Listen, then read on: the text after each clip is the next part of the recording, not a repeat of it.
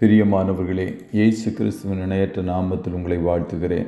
இந்த மன்னாற்றுடைய இந்த டெய்லி பாட்காஸ்டை கேட்கிற உங்கள் ஒவ்வொருவரையும் கர்த்ததாமே ஆசீர்வதிப்பாராக.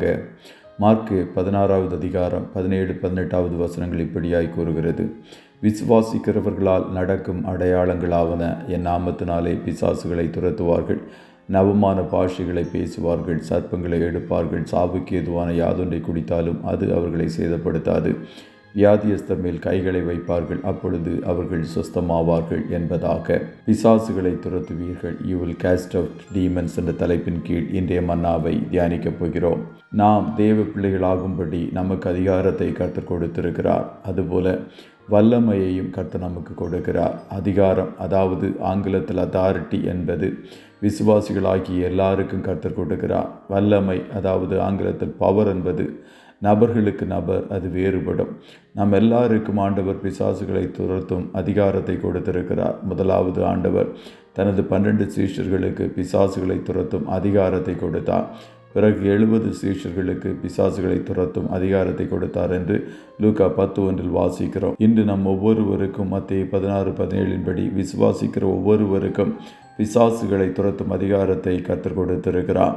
பிசாசுகளை துரத்துவது என்பது வரமல்ல, அது விசுவாசிகளாகிய நாம் ஒவ்வொருவருடைய உரிமை என்பதை தேவ ஜனங்கள் அறிந்து கொள்ள வேண்டும். வார்த்தையின் மூலமாக பிசாசுகளை துரத்துங்கள். இயேசு அந்த ஆவிகளை வார்த்தையினால் துரத்தினார் என்று மத்தேயு 8:16 கூறுகிறது.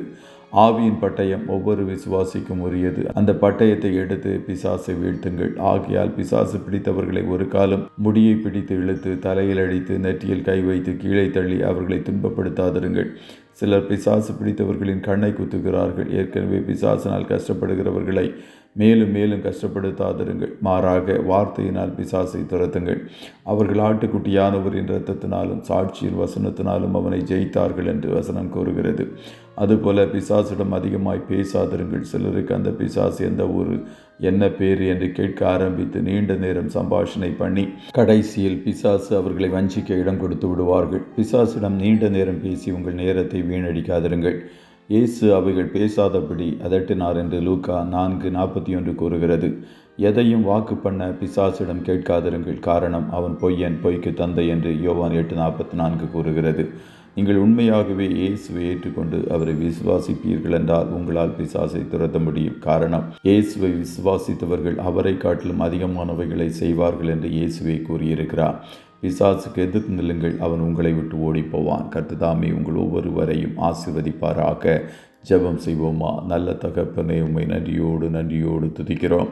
இந்த மன்னாற்றுடைய டெய்லி பாட்காஸ்டை கேட்கிறோமுடைய பிள்ளைகள் ஒவ்வொருவரையும் கர்த்தர் நீர் ஆசீர்வதிப்பீராக. ஆண்டவரே, உடைய பிள்ளைகளாகி எங்கள் ஒவ்வொருவருக்கு பிசாசுகளை துரத்தும்படிக்கு அதிகாரத்தை கொடுத்திருக்கிறீரே, அதற்காய் கோடி கோடி ஸ்தோத்திரம். ஆண்டவரே, அந்த அதிகாரத்தை நாங்கள் ஏற்ற வேளையில் ஏற்ற இடங்களில் பயன்படுத்தும்படி கர்த்தர் ஒரு உணர்வுள்ள இருதயத்தை நீ தரும்படிக்காய் ஜெபிக்கிறோம். ஆண்டவரே, இன்றைய தினம் உம்முடைய பிள்ளைகள் கையிடுகிற எல்லா வேலைகளையும் ஆசீர்வதியும். போக்கிலும் வரத்திலும் இவர்களோடு கூட இருப்பீராக. கண்மணி போல காத்திருளும். ஒரு தீங்கும் ஒருவரையும் தொடாதபடி யோபுவை சுற்றிலும் அவனுடைய வீட்டை சுற்றிலும் அவனுடைய ஆஸ்தி ஐஸ்வர்யங்களை சுற்றிலும் வேலி அடைத்து காத்த தேவன் உம்முடைய பிள்ளைகளை காத்தருளுவீராக.